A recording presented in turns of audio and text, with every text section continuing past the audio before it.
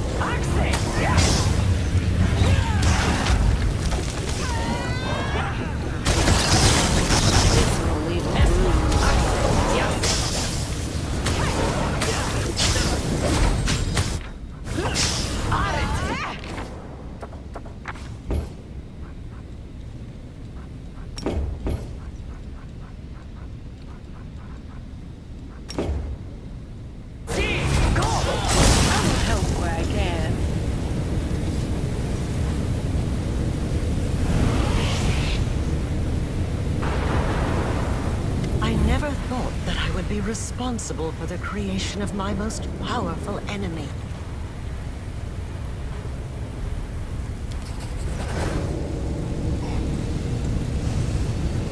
I've been waiting for you to get distracted, so I can stab you in the back!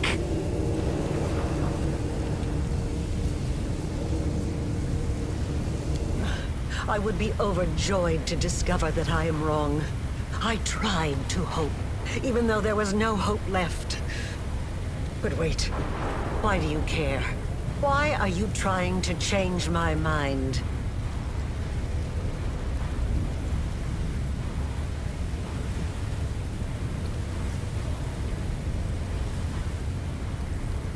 That thirst for truth and knowledge, that is so familiar. But what makes you think I will listen to your arguments? I have gone too far to turn back. I must walk the path I have chosen. Says you. You think I'm wrong about you? Why? We are not talking about numbers, equations, and magical reactions. This is about the soul, about whether or not you have what I lost. Yes, I remember. I wanted to check, to see for certain if it would awaken your instincts.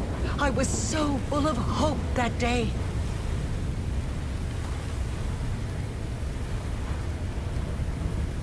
Yes, I was wondering if it would spark something in your memory. It was foolish of me, I know. And yet, you really did pick up my son's favorite belongings first. And the vial of summoning formula. The same formula my son borrowed for his own experiments. He always loved summoning. Always.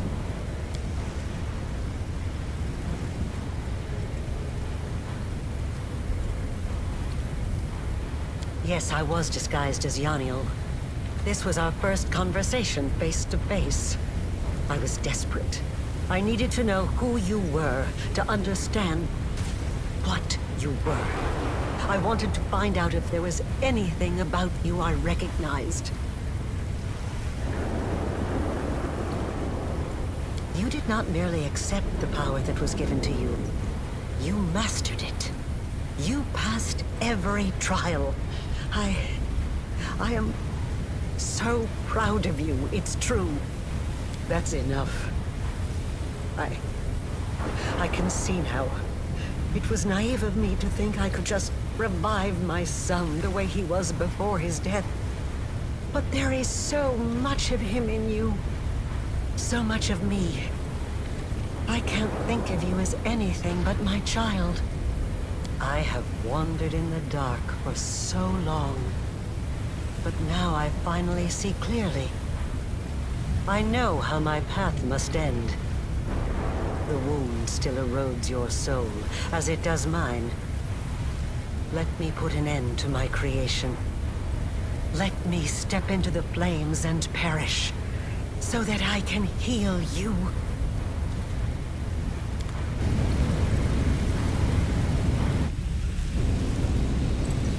All these years, I've been playing a game with mortals, and forces beyond mortal comprehension. But now I am a pawn in your game. I do not know your next move. I can't even imagine what plan you have in mind. So explain it to me. One step at a time. I see I was right to leave the lexicon in a place where you could find it. Yes, that is correct. We've reached the limits of our power. I did so long ago, and you've realized your full potential only recently. Mythic power cannot be made any stronger. At least, I have not been able to do so successfully. That means we are now living on borrowed time, counting down the days until we die from the wound's influence. No, I have not. I haven't had the chance. It was in Canobras that I had my first chance to test the improved version of the Midnight Bolts against the Demon Lord Discari. The crystal dagger you found in Canobris was the first Nahindrian crystal that was procured in such a fashion. I gather that you know more about them than I do. Yes, I am sure that is the case. I have evidence from my experiments. The wound affects the material plane, poisoning it with the corruption of the abyss. But it also affects the abyss, bringing in a small amount of order and harmony from the material plane.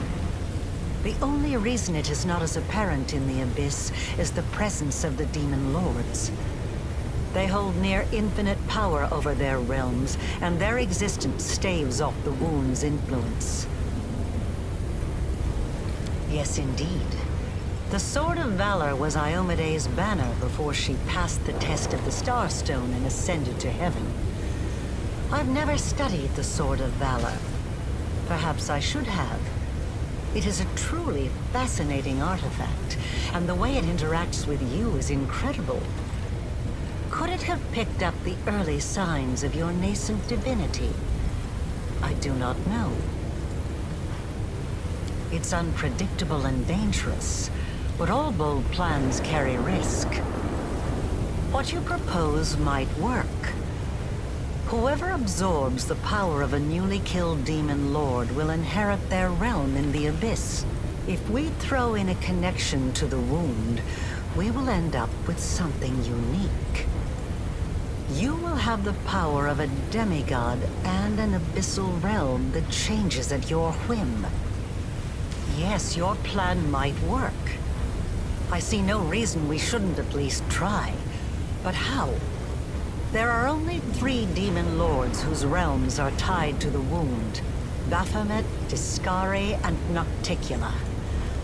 I doubt we'd be able to carry out a cunning murder of the Lady of Cunning and Murder. As for Baphomet and Discari, after the lessons you've taught them, they will never risk another engagement. They'll engage in clever maneuvers.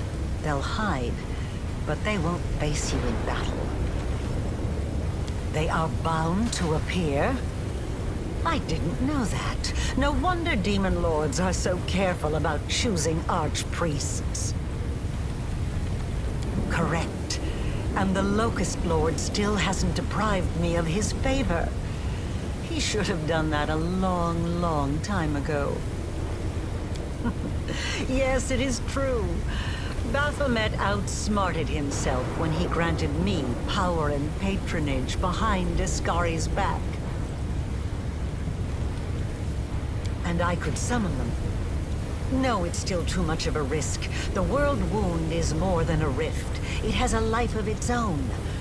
To accomplish the plan you have conceived, we would need to channel an immense current of power through it, all the way to the realms of the demon lords. It would be 100 times more difficult than simply closing the wound. It's remarkable that the worshippers of Pelura were able to discern this. Yes, you are correct. Such days do exist, but they occur very rarely, only once or twice a century at most. I can't run the full calculations right now, but I think you're right. This is the day when the wound is most malleable. We could shape it as easily as a master potter molds soft clay. I have one final question for you.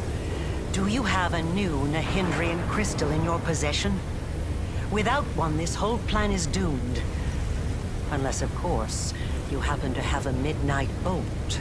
If so, we can procure a crystal right now. They are Nocticula's weapon of choice. She infused the bolts with a small amount of her power, making them deadly to the Abyssal Lords. I've changed their properties so that if a demon lord is hit with a bolt, their blood and life force will form a new Nahindrian crystal. Prior to my alterations, the crystals would only form inside the bodies of the demon lords that were slain in the abyss, a process that took centuries. Then let us begin. I do love interesting challenges. Discari, Lord of the Locust Host, Aurilu Vorlesh calls to you, as I once called before from within these very walls. I am the first of your servants, and I summon you. Come! Baphomet, Lord of Beasts and Labyrinths, heed the voice of Aurilu the Witch. You accepted me into the ranks of your servants, and I summon you now as the first among them. Come! Come! Come! Come!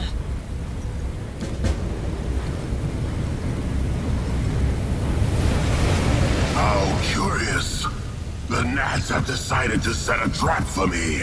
You have spun out your betrayal like an intricate web, but it will take more than that to bring down the hunger of the abyss. First, my daughter failed me, and now my chosen mortal favorite does the same. Aurilu, do you not see that this alliance with your mortal creation will give you nothing? You could have served the greatest of masters, yet you chose to be the puppet of your own creation. Enough, Baphomet! You are wasting your time on words when the time for words has long passed. We shall fight those who have challenged us and obliterate them. Discari has spoken. You are correct. I am a threat. And once I'm finished with you, my scythe will sweep across your world, starting with the allies you've brought here. You believe yourselves to be our masters. You think you will be our doom. But you've never been anything more than a source of power. We will drain this source to the last drop.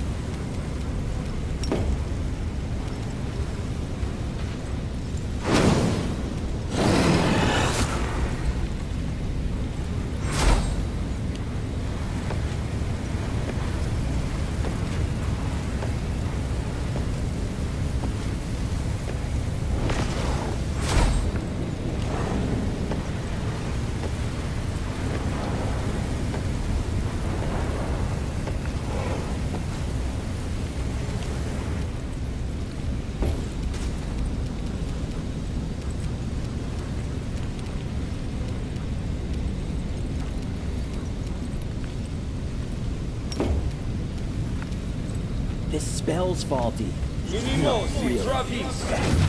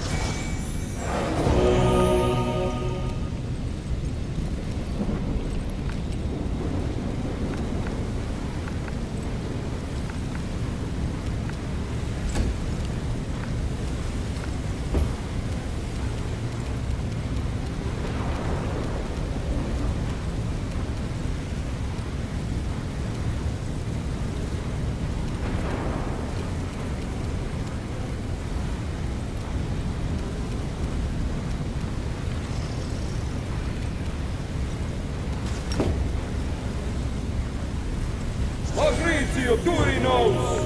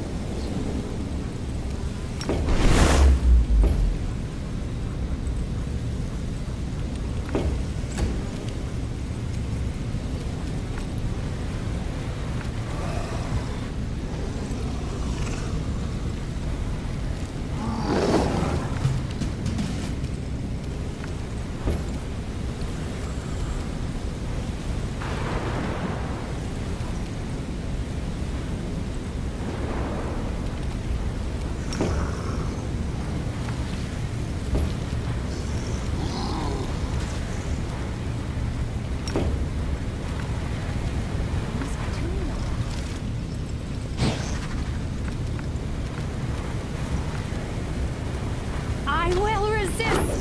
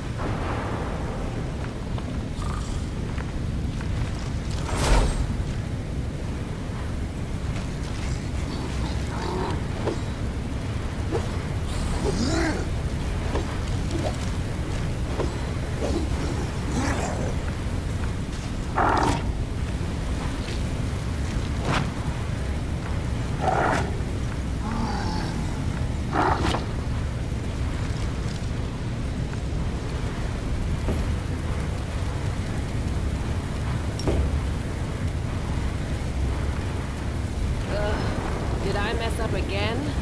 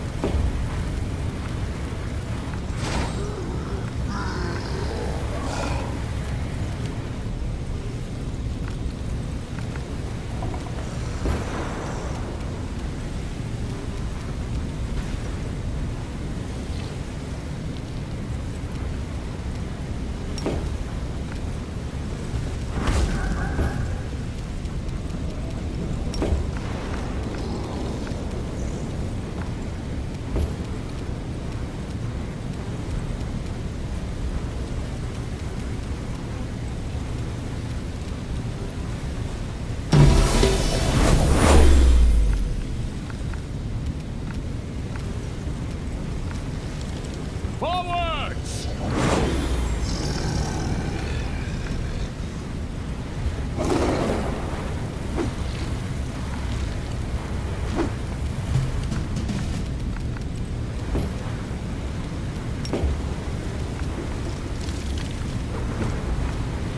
Prepare yourself.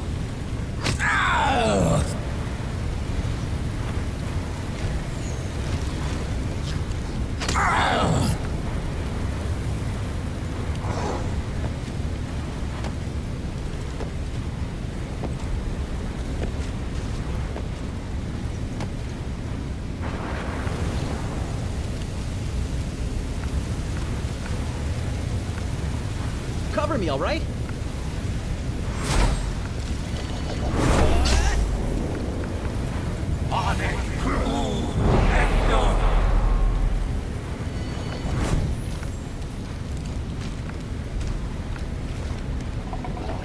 Clawing time.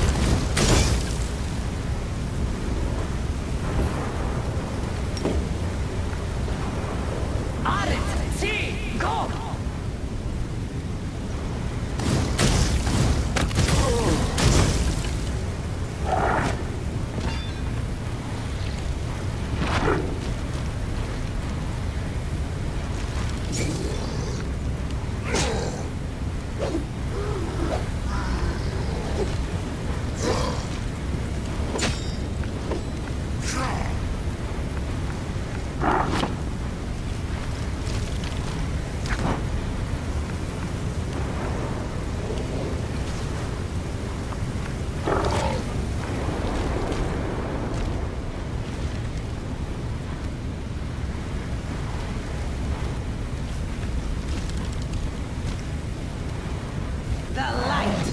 Take you! Together?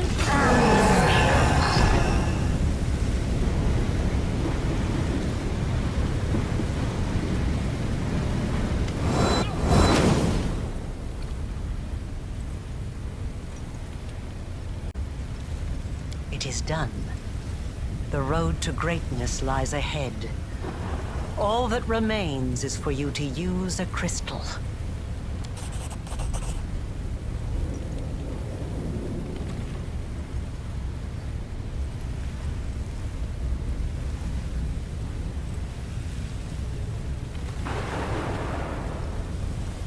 What we have is enough to save you from the wound's influence and elevate you above everyone else.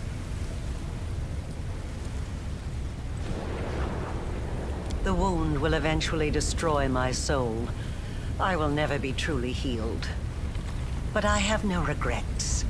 I achieved everything I wanted and more. Yes, let it be so. Venture into eternity, child, and I'll gladly live out my time watching your ascension.